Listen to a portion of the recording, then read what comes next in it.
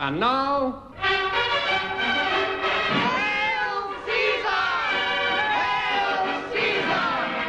Hail Caesar! Switzerland. Come back with us now to meet that romantic hero of the days of yore, champion of the poor, scourge of the oppressors, master of the crossbow. Yes, it's none other than... Here's adventure, here's romance. On to the west, into the sunset, in a cloud of dust, and amidst the swirl of clattering hooves, the legendary hero of the west rides again. It's the Lone Ranger. Oh, I mean William Tell, sorry.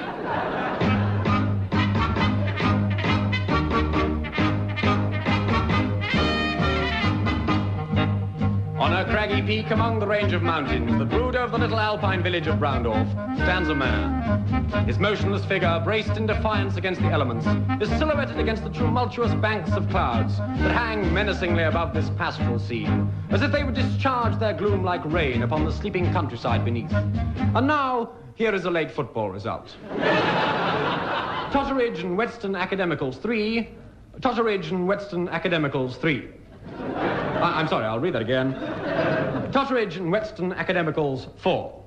Meanwhile, back in the Alps... Why are they called Alps? Because when people fall off them, they cry, "Ow!" No? Anyway, back in them.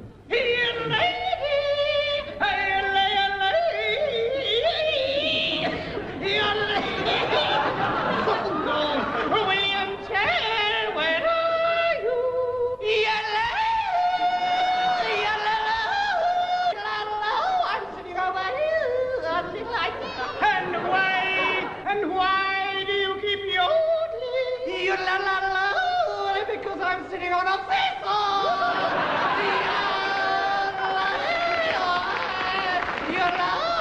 That's better. William, I bring you grave news. The citizens of Broundorf are in trouble. Broundorf? Well, they're none too happy. How? They're cruelly oppressed by the wicked Landberger, Count Otto von der Lost.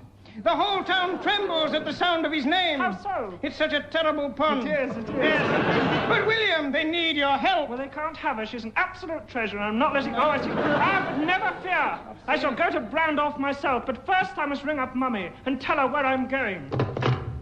Good grief! The wires have been cut. You mean the phone's dead? Dead! And never called me mother. To Broundorf! To Broundorf! Hey, Well, now that you've got the general level of things, let's get on with the story. In a picturesque little cottage in the village of Broundorf, a maiden sits by the window. By the front door. Well, next door sits little Helga. Little Helga is well bred and sits by the great fire that blazes merrily in the hearth. She's the toast of the town. But suddenly her reverie is broken as she hears a noise outside the window.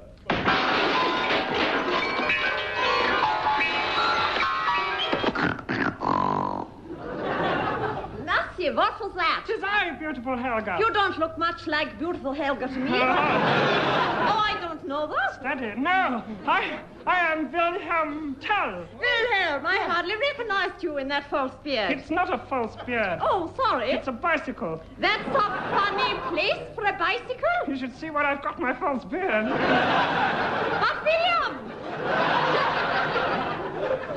William, it is dangerous, you hear. If anyone were to see you, you might be arrested. Why so? I've just seen where you've got the false beard. You're right. You're right.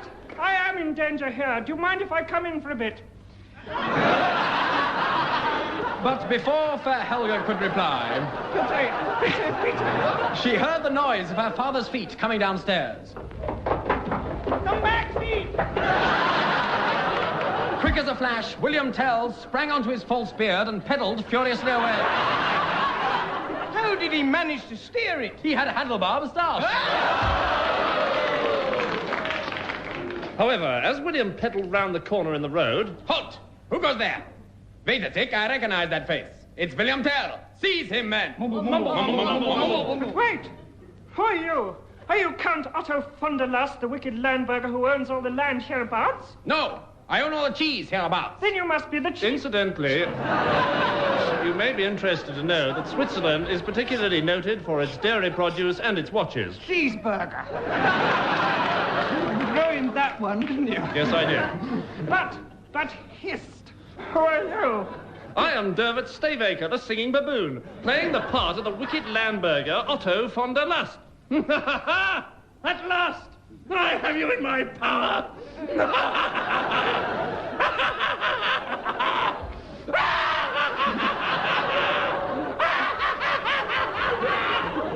In the confusion that followed, William Tell made good his escape, and springing onto a banana skin, he slipped away into the shadows. That night, in a little tavern, the citizens of Broundorf met to voice their discontent. Discontent. Voice. Fellow citizens, we're all met here in the old dog and partridge go-go to plan our revolution against the wicked Landburger. Voice. Landlord, fill our glasses, drink up, lads, and by midnight, we'll be revolting. Would anybody like a nice slice of fruit pie? I'd love a bit, but I'll have some pie first. Wait a tick, though. There's something moving inside this pie. There's somebody coming out. Good heavens, it's... Aye, lads, it's me, Willem Tell. William Tell? But what's he doing in a fruit pie? Tim always gets the plum parts. Lads, listen to me. I will be your leader. Now listen, here is my plan. What is he talking about? I don't know, something about Fritz. The goat herd? No, it wasn't listening. The cow herd? Well, if it did, it didn't laugh. It didn't move either. Well, no moves is good moves. It's not very amusing. Open up in there! What's that? The sound of music. That is quite enough of those jokes. Yes, that is the end of the moves. Quick, lads! Hide up the chimney. Open up! All right, Helga, let him in. Good evening, madam. I am the chimney sweep. I'll just put me brush up here and... you don't often get yodeling like that nowadays. All right, I surrender. I'm coming out. Oh, that's better. William Tell, I thought as much. Tonight you will lie in a dungeon cell. Ah, me. Farewell, Helga. We may never meet again. You don't mean... Oh, not until you've had your nose fixed, anyway. That night, as William Tell languished in his lonely dungeon cell...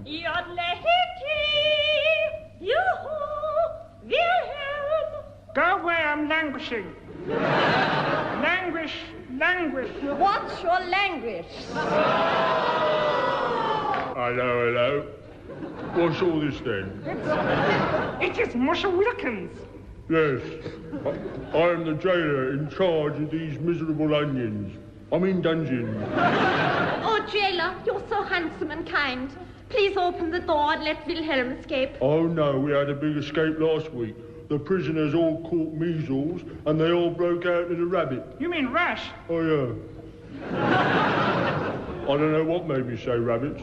I must have rabbits on the brain. Why so? Cause at a distance they look like hares. Anyway, you must come along with me to the marketplace. The Landburger himself has organised a competition for you. A competition? Oh, goody.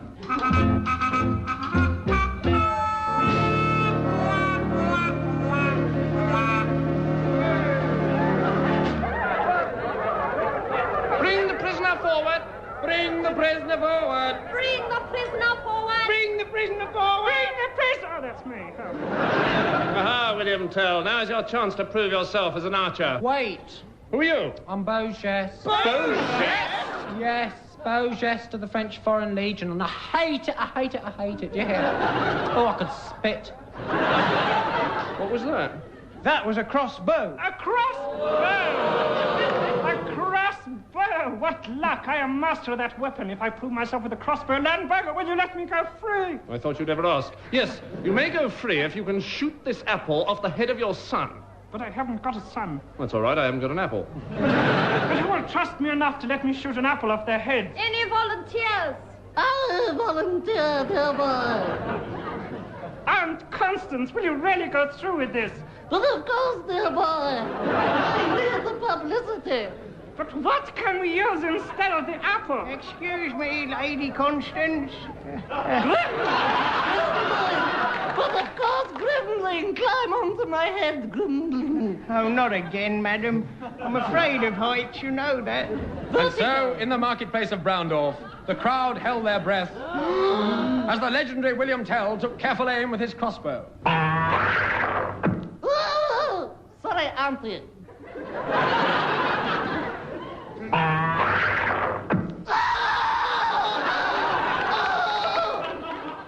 Hang on a second.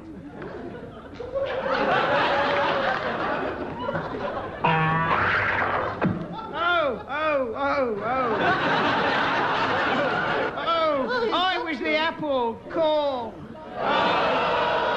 Oh, it gives me the pip. Oh, is this the end? Yes! Hooray! Oh, Wilhelm, you did it. Shucks, 20-0, Mary Lou. Well, I guess I better be moseying along, honey child. I'll be seeing you. Ha-ha, Silver! Who was that masked man, anyway? I don't know, but he certainly taught me a lesson. I've been very wicked and cruel taking all your money. So from now on, there'll be no more taxis in Broundorf. You'll have to travel by bus.